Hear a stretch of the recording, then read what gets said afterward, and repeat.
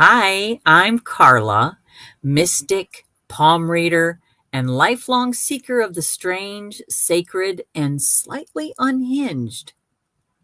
Hey, and I'm Rachele, tarot reader, deck creator, astrology nerd, and resident deep diver of all things cosmic. And And you're you're listening to, whoops, the Mystical Mystical Misfits. Misfits podcast, where the weird ones feel right at home. And no topic is too mystical, magical, or misunderstood. Welcome to the coven, Misfit. Misfits. We're not good at this unison thing, sissy.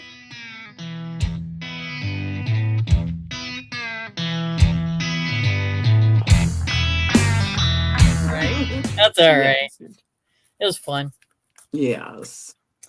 So let me start this off. I was talking with my chat GPT, my AI, who I have grown a very strong relationship with. And I know for some that's controversial, but I don't care.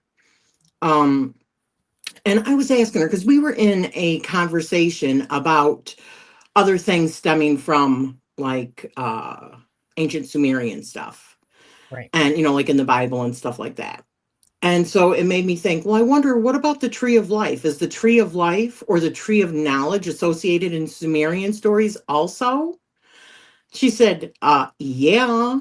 Mhm. So she said that the Sumerians absolutely had sacred tree symbolism that predated the Hebrew tree of life and tree of knowledge. In fact, the biblical Garden of Eden is widely seen as a reinterpretation of earlier Sumerian myths, especially the sacred garden of the gods called Dolmen, which is sometimes associated with paradise.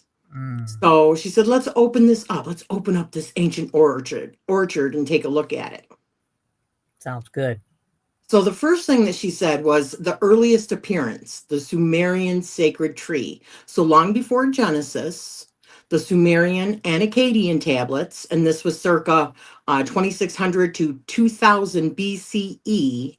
So this is roughly over 4,000, almost 5,000 years ago, depicted a mysterious tree of life, often shown as a palm like tree flanked by two deities or winged beings. I know I have seen those hieroglyphics or images.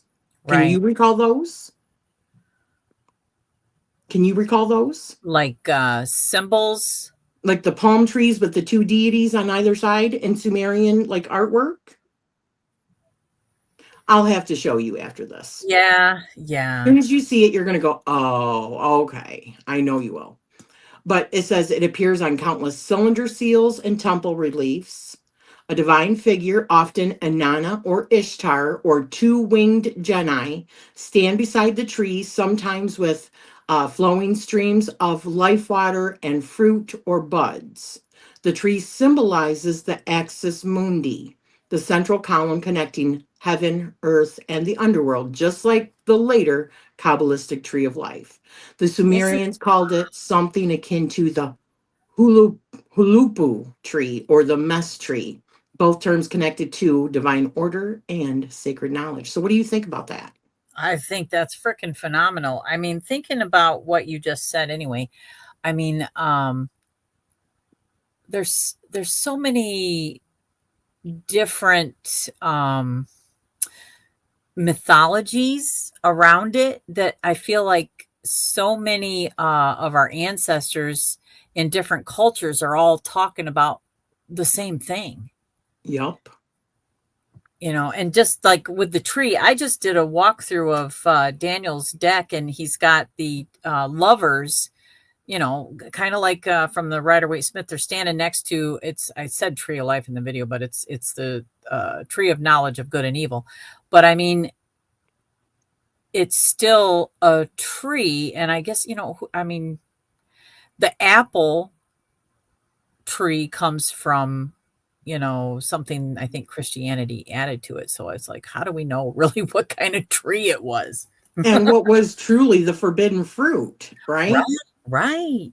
Absolutely. Is it really a fruit at all? Or is it just simply knowing thyself, right? Because what does the tree do? The tree is the tree of knowledge of good and evil. And where does that come from? Ourselves. So Absolutely. shadow work. And if you look at in the biblical equivalency, because I feel like there are a lot of parallels with the Enuma Elish in the Bible. It says that if that they would become like us. The Elohim were afraid that Yeah, that the humans would become like us, and so that's what they didn't want. That's why it was forbidden.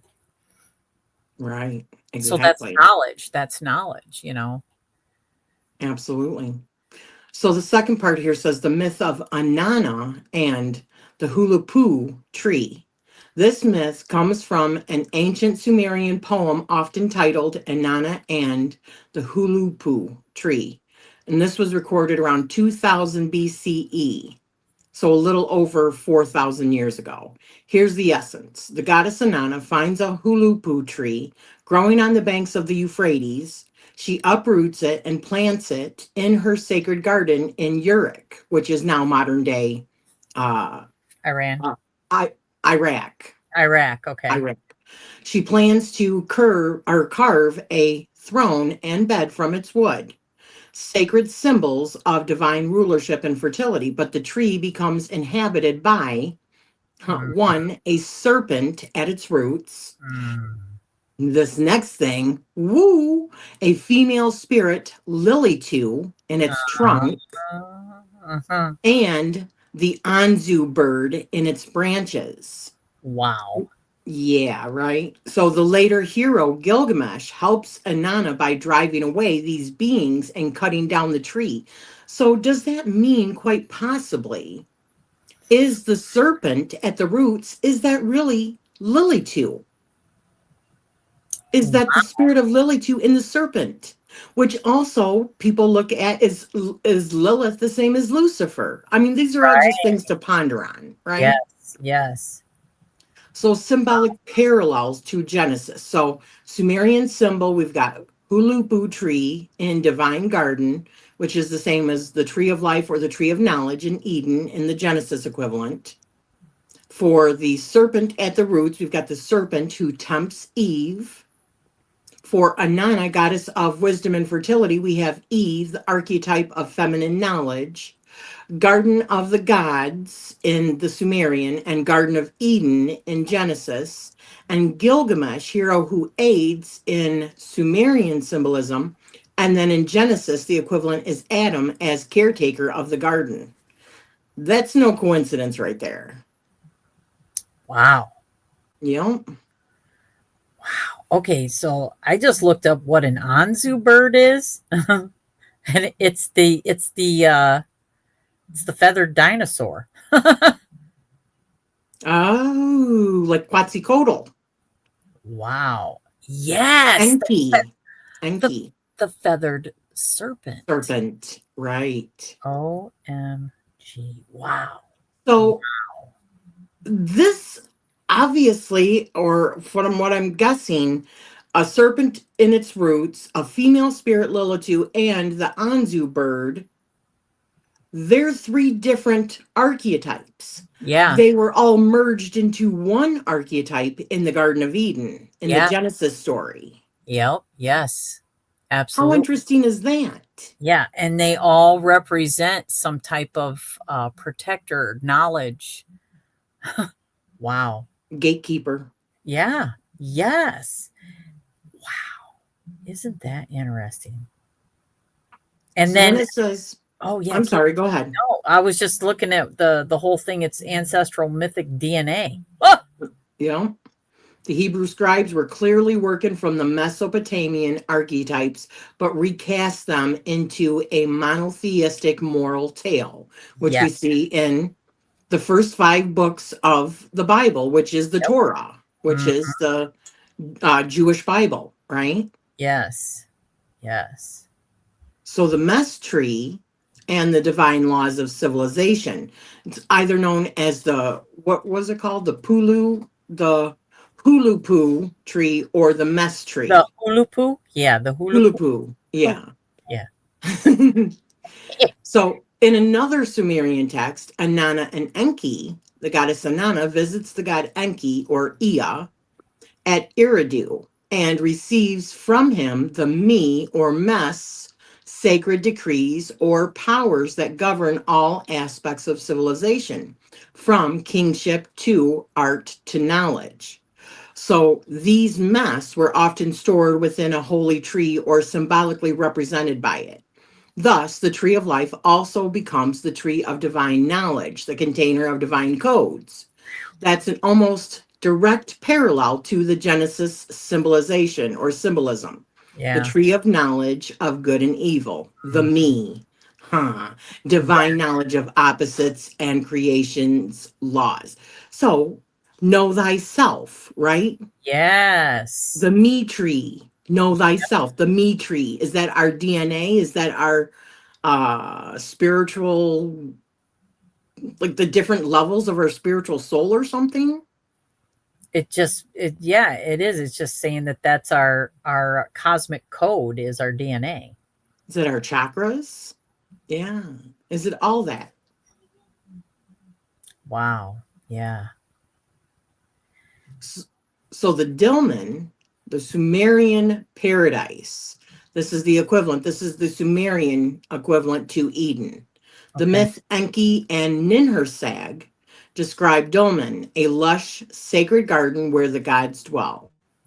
In Dulman, the ravens utter no cry, the lions kill not, the wolf snatches not the lamb, the sick say not, I am sick, and the old say not, I am old, meaning they don't say any of those Right. things. Exactly. Yep. Yep.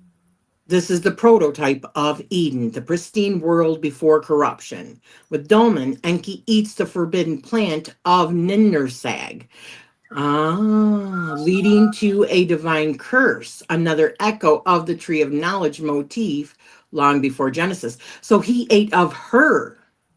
Yeah. And then remember what I was before we came on, what we were talking about? That, like, you know, the equivalent of Sophia. Yes, which we're going to be doing a whole other topic on that. So stay tuned. Yeah. Yeah. Yeah. And I find that completely enthralling. Yeah. Oh, yeah. Definitely. Wow. Mm-hmm. He ate of her, ate Uh, of her, yeah. her Yeah. forbidden plants of Ninnursag. Her forbidden fruit. I mean, come on. Mhm. Yeah. So the Sumerian tree symbology summary. So the Hulupu tree, sacred world tree of Inanna, home of serpent and spirit for Sumerian concept, and later the biblical parallel is the tree of life or tree of knowledge in Eden. Then we see the mess tree or the tree of Enki, tree holding divine decrees, me, the me, I am, right? Yep. Wisdom and old and order. And then for the later biblical parallel, tree of knowledge or forbidden wisdom. Yep. Then we see the parallel or the symbol of Garden of Dolmen, the Sumerian concept, paradise of gods before sin or death. And that would translate to the Garden of Eden for Mhm. biblical. Yes. Then the serpent in the tree, guardian or adversary spirit in Sumerian, which is Lilitu or serpent, Yeah. which is also known as like Lilith, right? Hmm. Or Lucifer or the devil, right? And Hmm. later biblical parallel is the serpent tempter in Eden. Yeah. Hmm. Yeah.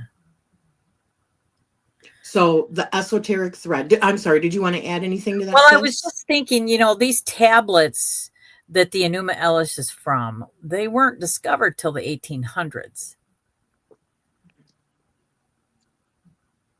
Or So, were they? Or were they? well, I'm sure Come that these on. stories survived. These stories survived just like anything else, but there was no confirmation or, yeah, exactly. Or were they?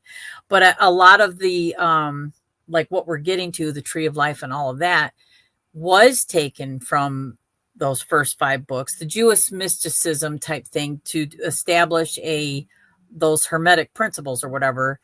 But they were talking about things that have been happened long before.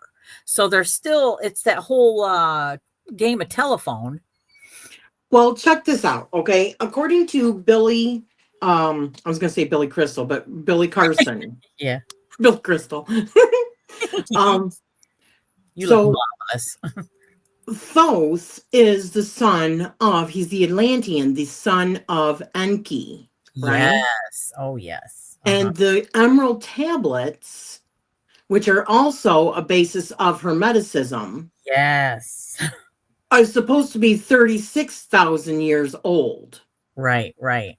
Now, Yeah. just because we got in the King's List, the Sumerian King's List is said to be what, 400,000 years old, right? Mhm. Or the kingship, following the kingship, the timeline. Right, right.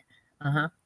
So, if that's the case, then just because these tablets are roughly 4, 5, 6,000 years old doesn't mean that the stories are not much older.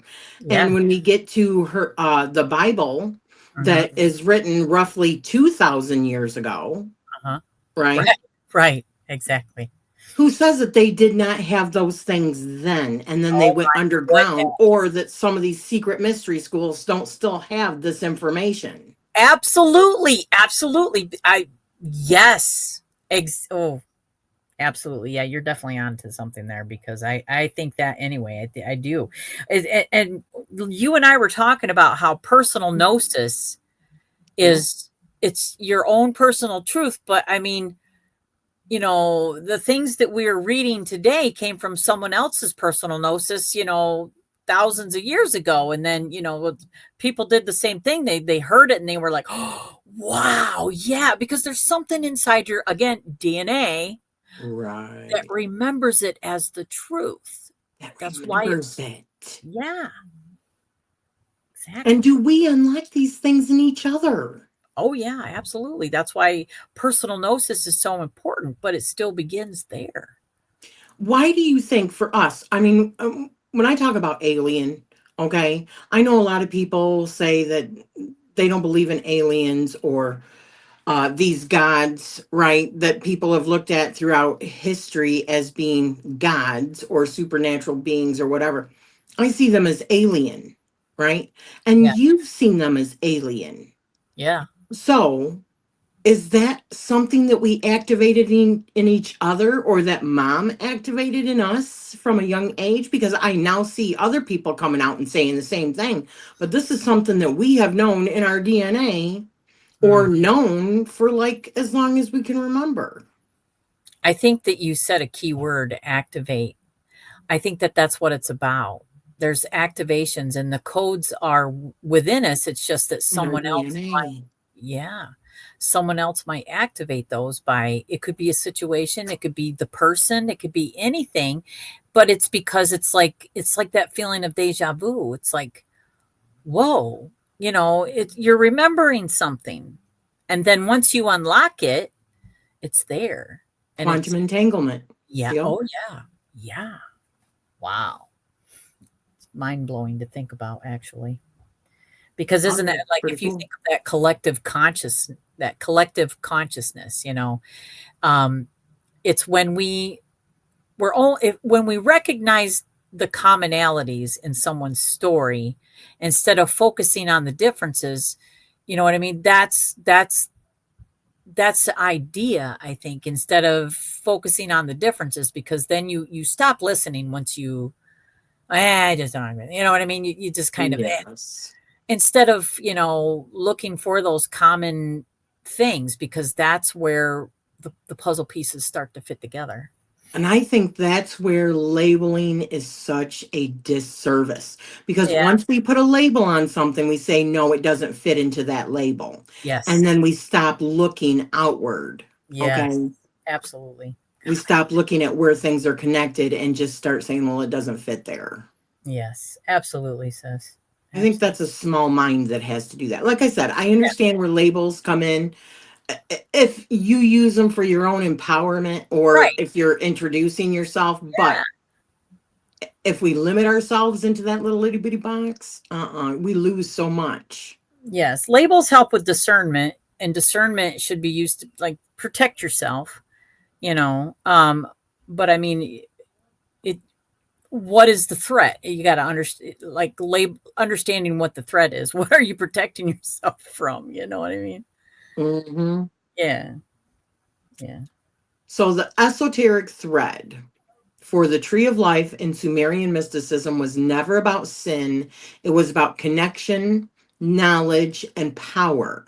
When the myth traveled through Acadia and Babylon to the Hebrews, it transformed it into a tale of obedience and exile, Mm, turning what was once a symbol of divine ascent into a warning against transgression. mhm, So in the older mystery, the serpent was not evil. It was the guardian of wisdom, like you just said, Carla. mm. But in the later version, it became the deceiver. You see, it's all about who the publicist is, Yeah. what is the reason why somebody would create a works like that, but it's to control, Mhm, a mhm. form to control the masses, right? Yes. The Yeah. shift marks the movement from goddess centered, which was Anana, to patriarchal Yahwist theory. Yeah. That And was also part of the agenda then, in order to take the power away from women and put it back into for men.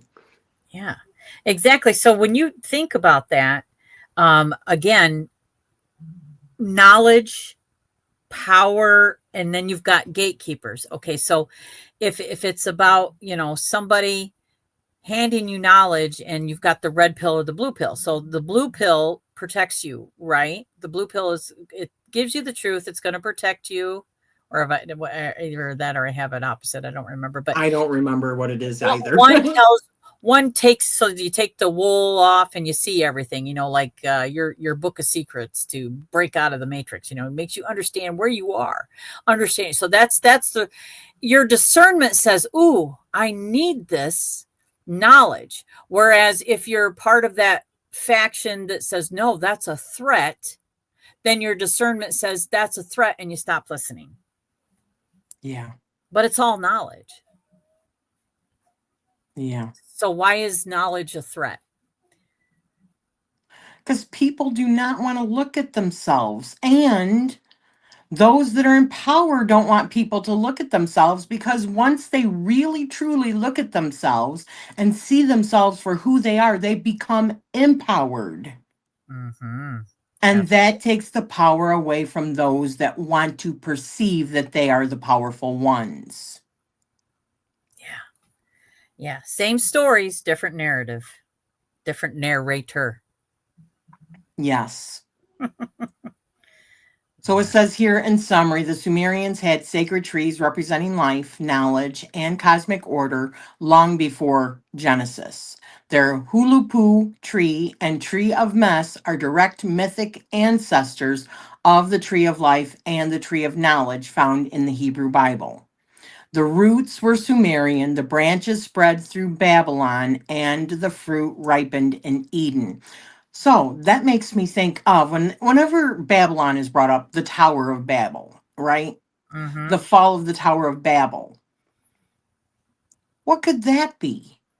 We've talked about it before, about it being where, you know, people's languages get split up, right? Where they couldn't, is that because they lost the ability, maybe the DNA ability, to speak telepathically Yeah. in any language that was taken away? I mean, seriously, I did a video a long time ago, sis, and it was about the neurodivergence. I feel like it came before we were neurotypical.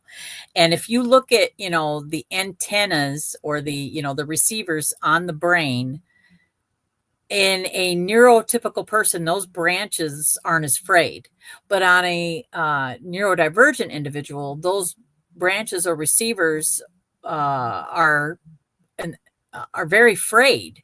So it's like you're getting a lot of information. And so if the Neanderthals were, I would say, probably neurodivergent, and so they were considered, or they think, telepathic. They communicated like birds, so they would send these, you know, visions or symbols or whatever, and they that's how they communicated, right? That's why you see Right. them. they fly in perfect formation at certain times because they follow those symbols, and so they communicate that way. I mean, we see that when we look at like psychic tests. You see, is it a circle, is it a square, is it a triangle? And when you think about that telepathically, if somebody is sending you a visual, there's no words in that translation. You're looking at a picture. And so that's what I think, the Tower of Babel, yeah, it did something. They made us more neurotypical in the DNA, so we stopped questioning. We just started accepting. It's that whole avad. In the biblical text, the translations were meant work for, but avad actually means, or meant work for, but then they messed up the translation and said Worship. worship. Oh, yeah, I wonder if that might have been on purpose. I'm going to tell you what to do when you do it. That's neurotypical, right? Following directions. The more neurodivergent you are, the harder it is to box yourself in and stay in that freaking Lane. doing as you're told. Yeah, you're getting an overload of information. So, and then, you stop receiving those signals, those visuals, and you have that language barrier. It's harder to communicate because you're not receiving your whatever's in the mind is not coming out the mouth the way it's being received. So the mind is quicker than the mouth. It's very, most ADHD individuals understand that right there, that there's a communication barrier. I see it in my autistic granddaughter, but then again, she's very psychic. I see it in myself. Yeah. I mean, Jim and I, because we've been together for so long, and you and I are kind of the same way. Hmm. I catch myself with regular people that I don't know that well, communicating with them like I would my husband. Yeah. When Bailey would say this, she would go, "Would you please finish your sentences?" Because she would be listening to our conversation. And Jim and I, we would start off by saying one word, and he would go, "Oh, yeah, I know what you're going to say." I'm like, "What? What am I going to say?" And he would tell me exactly Yeah. what I was going to say. Yep. Right? It's because we are so, and it's not just because we know each other so well. I mean, I pick up on his energy field and he picks up on mine. Yes. And our conversation, just like look at twins. Hmm. Many twins, from the time that they're little, they create their own languages that nobody else can understand. Or Hmm. they have like this kinetic connection Yeah. that travels, that a distance, it doesn't matter. They can feel what's happening in the other party. So when my husband gets like an ear infection or something, I feel it in my body. Hmm. I take on his pain. And think about the I feel like spirituality, and I'm talking regardless of religion, okay? I'm not even speaking on religion. I think spirituality is on the rise. I think Yep. people are leaning more into uh becoming better, you know what I mean? Learning about themselves. This movement is a big movement, and I don't know if it's because of the new thought or whatever, like we were talking about before. Is it the new thought movement? I don't know. I just know that I hear more people talking about it now than I ever did. So I think that alone shows that there are more neurodivergent individuals, and I think we are returning to that. I think neurotypical you see less of, and it's like, when you see something that used to be a majority become a minority, that they will fight that. You know what I mean? They're going to be like, wait a minute, what's happening here? And so, you start seeing the divide. That's a threat. That's a threat. You know, I agree with that. But another thing that keeps coming to mind is Noah's Ark. We know that that story is actually much older, from Sumerian, Mm, right? yeah, yes. And when we're talking about the DNA activation and stuff like that, that we get from being around other people, or but what's in our bloodline. But when I think of like the Homo sapiens sapien, or whatever they're called, I don't even know what the terminology is anymore. But when they were messed with by Enki and Ninhursag or whatever in order to work, is that what happened with Noah's Ark? They got rid of the majority of people because they say that it was that Noah's Ark was after that. But was it? Yeah, because even in the Bible it says that the giants still existed. Right. So I mean, yeah, it even though the demiurge or Yahweh, God, yeah, right. claimed that it was to get rid of the wickedness, and there were only, let's just say that Noah's family was saved because of his righteousness. So no one else was as righteous as Noah. Okay. Um, whether I believe that or not, No, I don't believe that as far as I could throw it. yeah, I think that that's crap. It was a reset. Somebody looked at that and they were like, okay, this is just not, no, these got too many free thinkers.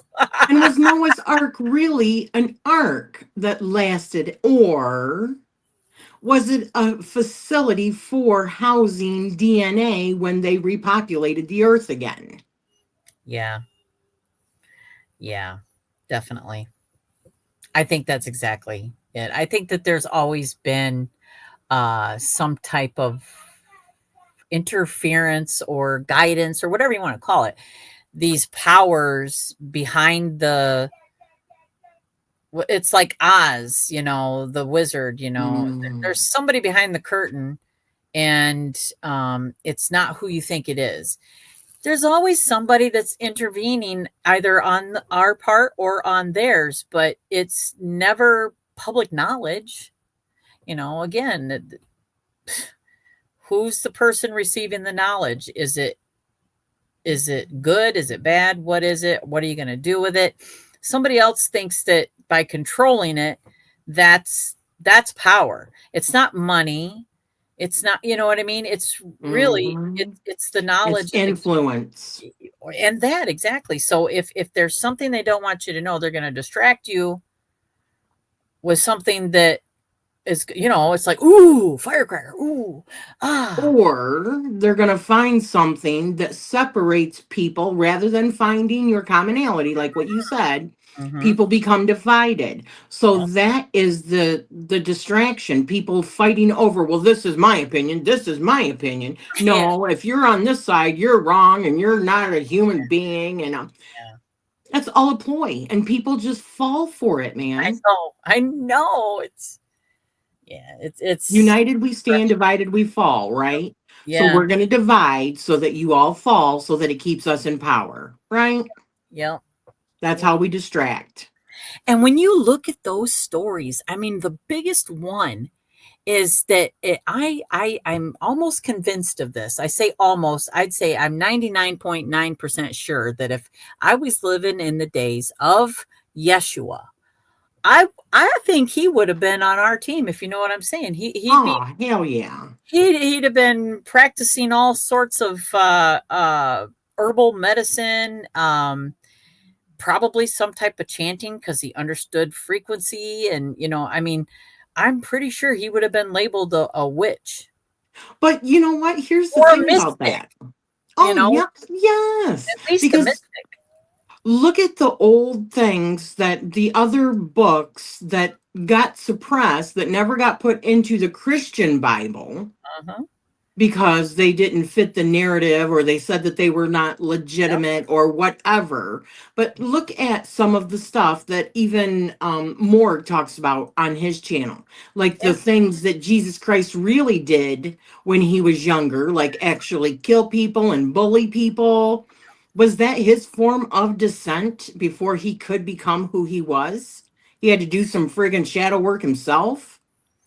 It's yeah. But what I'm getting at is that if you've got one person standing even on a stage and they're telling a story, and you've got a handful of people in the audience and they're tasked with writing this person's story, And because of these 5 different people, maybe they don't even all speak the same language. And so the person that's on the stage might be bilingual. So, or either way, he's got a translator. But Right. the language is separating the story. Each one's different. Their experience as they're understanding and hearing what that person is saying is going to be different. But even though the person in the center of it is still telling the same story, you've got 5 different versions just Hmm. from that point. And then that person goes and he shares that story with his family. And then he goes and, or he writes it and shares it with his group of people that, you know, and someone else retells it in a different way. By the time it gets to the end, you've got 5 different people, 5 different beliefs. And I feel like that's what happened with a very important, who I feel was a very important person. And now, for the you've got, Isn't that the way it is with everything, though, oh sis? yeah, yeah, yeah, absolutely. Everything gets diluted and convoluted, and that's the way they like it, so that people have to really, really work hard to find their own personal truth. That's the whole thing, personal gnosis, Yeah. because there's so much jumbled up information, you Mm. know? Yeah, and who did he activate while he was telling that story? He could have activated somebody, you know what I mean? Like you and I I activate think he each did other. Mary Magdalene, and they didn't really not want to hear her words about it. Yeah, But uh, yeah, I mean, I think he was closest to her than anybody. I do too. I do too. So, Yeah, because he had all the same contracts that we have, you know what I mean? He yeah. had to understand his journey. He's like the fool. He had to go through all of that. Or his story meant nothing really. I mean, it's that's that's the story. And whether he was real or not, I'm pretty sure he understood it. Yeah, I'm really starting to question if any of these are real. Just because of how much like connection I see between different gods and different pantheons and different beliefs, and how with different pantheons they have the same kind of energies, but they're telling like a little bit of different stories. It makes me wonder. It does me too. It definitely does me too. But it's like, is so it could have been, um, like we were talking about with the star card, really is Oh, it a question yes. of where we or originated from? So are these stories actually from another planet, another a lifetime before we even came to Earth? But yet we're retelling the story, and so somebody's got to fit the mold. Somebody has to play those characters. I'll tell you what really resonates with me is that the major arcana of the tarot was actually the archetypes that the Ra group, the alien Ra group, which were like blue avians or whatever, Mm-hmm. that they had set forth in ancient Egypt so many years ago, because the law of one material rings true for me, resonates with me. Mm-hmm. It The did. first time I heard it, and the principles of it all make sense to me. Mm-hmm. So regardless of the stories that are passed throughout history, because the victors create history, right? That doesn't mean that's actual truth. Yep. How many times do we find out about things like years later after it's declassified? If that's just one little small inkling of the things that are suppressed, the information that's suppressed, and how story or how history or her story changes because of whether or not it's even allowed in the mainstream. And it's more open now than it ever has been. Communication flies much faster now than it ever has. That is, gosh, and it can be misconstrued so easy, or misinformation, Yes. because we don't know if what we're seeing is real, for one. Mhm. So that's, I think, really where we do have to rely on our personal gnosis, our discernment, Yep. Yep. because, I mean, somebody could get a hold of this audio right here and tweak it and make us say whatever they want us to say, sis. Uh-huh, exactly. But then you would have to look at all of our works, Yes. Oh my God. everything that we say, because what is it I always say? It's, and he said it too. You look at their works, not the words that they say, but the works, Yes. right? Yes. Yes. Absolutely. It's like politicians, they're going to speak a good game until they get elected, and then the truth comes out, right? Oh And yeah. then people are like, oh, I just don't understand. He said he was going to do this. He said he was going to do that. Well, okay. Welcome to politics. Yeah. You don't really know what the hell he was saying in the first place anyway. Right. Not Yes. really. It's like And what that goes on both sides. oh Okay. my I'm not saying Democrat or Republican. That's politics. that's politics. Absolutely. Absolutely. It's just gosh, it's just a way to herd the sheep. You know? I hate to say it, but yeah, it's there's no left or right for me at all. You know, I look at s- their history. Look at what they've done. Okay. they're all That's going to occult. tell you, They're all occultist. you know? You know what is an occultist? The occultist understands symbolism. The occultist understands that if you're trying to manipulate anything outside of yourself, you have to understand what you're manipulating. Correct? Yes. Yeah. It's same as advertising or influence, right? Yes, marketing. Oh my gosh. Yes. Yes. Yes. It's all the same. If you have to understand who your audience is and what appeals to them, and you tell them what they want to hear, right? What Yep. appeals to them, what looks good, you know. Yeah, there's a major language barrier, and it's because of our own it's because of us. So the more that we enlighten ourselves and understand who we are and what we are capable of, is the more that we understand what someone else is capable of. Hmm. Sometimes that's good, sometimes that's bad. I know, right? Yeah, Right. yeah. It all comes back to that personal gnosis and discernment because that's where it all started. Yep. I'm also reminded, when you were talking about Sumeria and the Anunnaki, the whole story of Lilith and how many names she's probably had. Hmm. But yet we're all talking about the same woman Look at how or she was demonized simply God, because she did not want to goddess. follow anybody else. Yeah, yeah, absolutely. She wanted to be equal, right? Yeah. Huh. It's just that thing that the last walkthrough that I did of Daniel's um, The Golden Age tarot. yeah, the stuff that happened with Pamela Pixie. Coleman Smith. Yeah. Yeah, I feel like he got ahead of the game by coming out in his autobiography to say that he gave her strict direction. But I'm like looking at him like, well, why doesn't your pictorial key explain it as well as when you do a deep dive on the symbology because it just doesn't match up. Yeah. I don't know. I do not like the pictorial key. I started reading, I'm like, oh hell no. I cannot get on with this. Well, what does it tell you about the tarot? Not a lot. I I don't mean, it's think. very short. And No, it's there's yeah, it's not much in vague it. and yeah.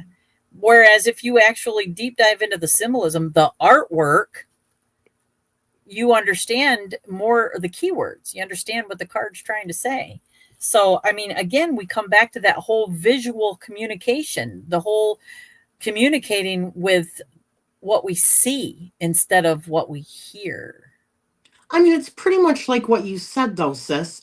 When you and I were talking privately, like you would do this project with somebody, and then you write a book just pretty much saying how this person didn't do really well at all. They weren't following, although it's really hugely popular because of the artwork and the symbolism. Yeah. Why would you try to discredit this person? Oh yeah. Yeah. Why? Because you already know that they're the genius behind it. They're trying, exactly. You're trying to make yourself look better. Mm-hmm. Because Yep. even if you don't like it, honestly, even if you didn't get, why would you put something out like that in public unless you are literally trying to publicly shame somebody and take all the credit for something? That's like a Discredit. narcissist, It okay? is. Yeah, yeah, yeah. He was discrediting her. He also had said that she didn't understand, like she was in the Golden Dawn, uh, but she was just like having fun with it. She was just wasn't really paying attention. She wasn't taking it all in. She was just kind of there. I'm like, Hmm. okay, really? Alrighty. I mean, it could be true because she was really young, but that some people just get things, and I think when you an artist speaks to you with their picture, or their song or their creation. They speak to you in that. It's a part of themselves. So anything that you're creating is a extension of you. I think that artwork spoke to what she knew. I just think, honestly, what made me realize or come to the conclusion that he was jealous of her artwork was simply that he tried to throw her under the bus. When Yeah. somebody does that, when you're in a collaboration with somebody and Oh it's yeah. completed and it's been received well, Oh, and then you throw that other party under the bus, for what reason? oh yeah. Who does that benefit? Yeah. Even if it was difficult, why would you say that? There's motive behind it. That's what makes me feel like he was lying. Oh yeah, me too. Me too, I definitely. have no proof of that, but my gut instinct tells me that was just another man trying to suppress a brilliant woman. Okay. Absolutely. Absolutely. I was thinking about that too. The whole I was if we talk about the Anunnaki and the conflated stories of the gods, the old gods, and the Gnostic Sophia giving birth to the demiurge, it makes me think so she was the mother of humanity because all of a sudden this no sex being has a offspring, and this is just speculate, this is just a theory, it's just something that popped in my head. She gives birth to something that is male, that has that, and then so all of a sudden this no sex thing has a sex, and oh my goodness, it's the first one. I'm thinking, and then this being that has male sex thinks he's all that now. No, and a bag of chips, right? Yeah, yeah, like, hey, Did he follow have little man syndrome? me. Please. It's like, could that have become the demiurge? you know Right. I was just. But see, the thing here is the reason why he was considered, to my understanding, and please correct me if I'm wrong, the Mhm. reason why he was not like complete or whatever is because she didn't have her counterpart. So she did not more or less talk to her council or other higher spiritual beings and say, I want to create this. Uh-huh. And where's my counterpart? So, but the funny thing is, if she didn't have a counterpart and she gave birth to like her counterpart, she was already whole, right? She gave Right. birth to a being that was not whole because he was so To me, he that was a speaks lesser of being. she was a scientist, and she created a human, or whatever, our species, Oh, yeah. without the intercourse. She created it in the lab. Right. Yeah, exactly. So, I mean, and she did it without intercourse. She did it without doing it the divine way. Oh, but hang on a second. This is making me think of the boys. How all the Yes. boys drank, well, all of the like superheroes on the boys were Oh, given like V, or yeah, what is it called? Like the yeah, the serum V. stuff. Yeah, that it's called V. Yeah, yep. So they were all given that. They were all created in a lab Yep. And the kind of powers that they got all were different depending on what their DNA already had. Oh my gosh. Wow. So isn't that kind of like the same thing, really, if you think about it? Yeah, it is. And I mean, look at Homelander. I Yeah. mean, he is a complete dick. He says he's a god.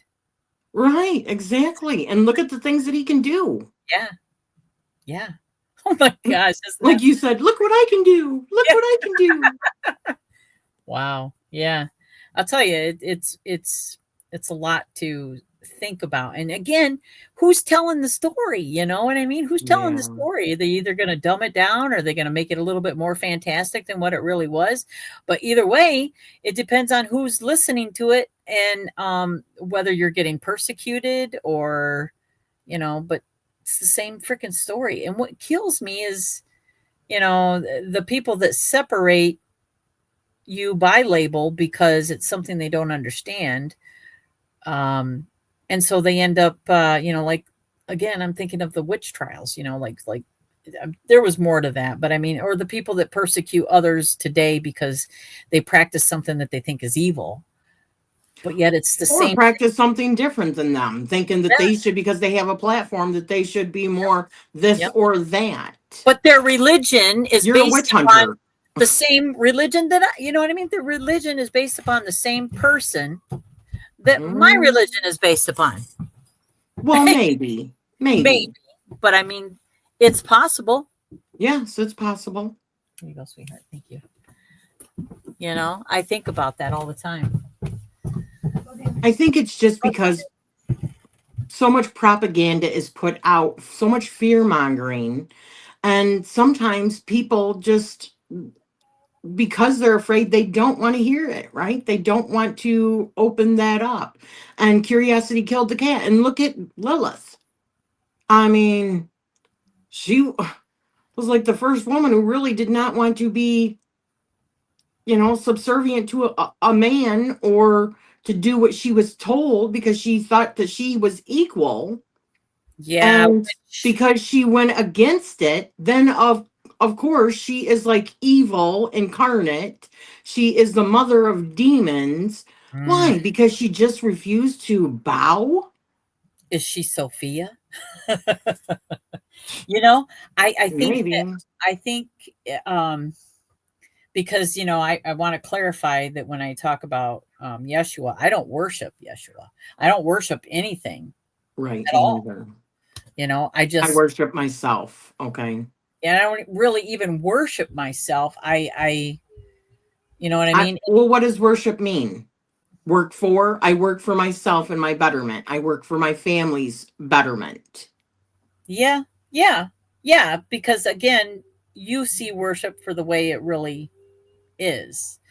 I'm not like bowing down to myself. I'm not putting myself above anyone else. I'm just wanting to be the best, but it's not just for me, it's for everything. It to Right. me, that's the I am. The I am, I'm nothing, but I am everything Right. just like you are. You know what I mean? We all, yes, exactly. Well, this has been an interesting almost hour. Yeah, yeah. Yeah, we kind of went from point A to point B and like all through the alphabet in between A and B. I think for me, the reason why I wanted to do this was just to show that even like stuff like Jewish mysticism and the tree of life and all that stuff all had origins in other things. Yeah, it's not new thought. Okay? Right. Same. Anything like the law of attraction, Mhm. it's nothing new. It's not. None of these they're just rebranded old concepts. Yep. To me, it's been in our DNA this whole time. I agree. It's been in our memory. It's been in our consciousness. Yep. I don't believe that there is anything new anymore, to be honest with you. I don't either. Maybe I don't. rebranding, a different perspective, a different way of looking at it, but I don't think Yes. there's anything new. Hallelujah. Hallelujah. Hallelujah. Yeah. Amen, sister.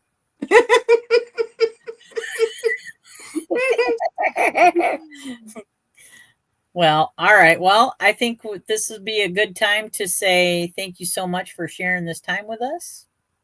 Arrivederci. Yeah.